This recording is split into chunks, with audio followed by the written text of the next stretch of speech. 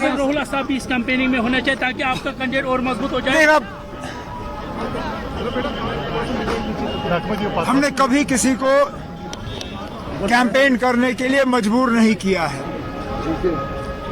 जो अपनी मर्जी से आके कैंपेन करना चाहता है वो करते हैं, जो नहीं करना चाहते वो नहीं करेंगे।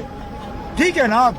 मैंने कभी किसी को कैंपेन करने के लिए मजबूर नहीं किया है, लेकिन आगे जाके जब हमारी कामयाबी होगी तो जिन लोगों ने इस कामयाबी में हमारा साथ नहीं दिया वो फिर हमारी खुशी में भी शामिल नहीं हो सकेंगे।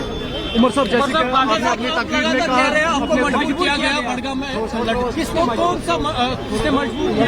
मैंने कहा ना, अब एक दिन मैं सारा आपके सामने रखूंगा।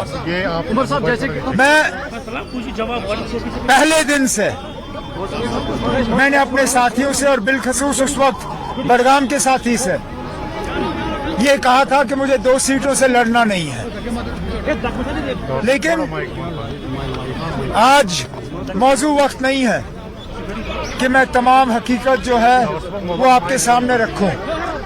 एक दिन आएगा सारी बातें आपके सामने रखी जाएंगी।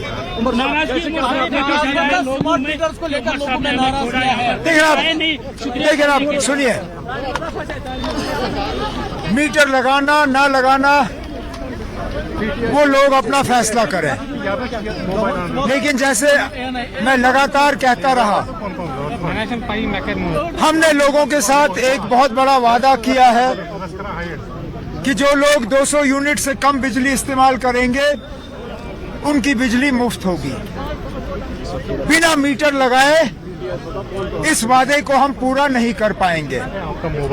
आप अगर इस बहुत बड़े फैसले में शामिल नहीं होना चाहते हो मत लगाइए मीटर, लेकिन कल को जब 200 यूनिट मुफ्त बिजली हम फराहम करना शुरू करेंगे और आपके घर में मीटर नहीं होगा और आपको इस चीज का फायदा नहीं मिलेगा, तो उसके लिए फिर आप उन लोगों को कसूरवार ठहराइए जो इन मीटरों पे सियासत कर रहे हैं, क्योंकि उनके पास और कुछ यहाँ लोगों को बेचने के लिए है नहीं।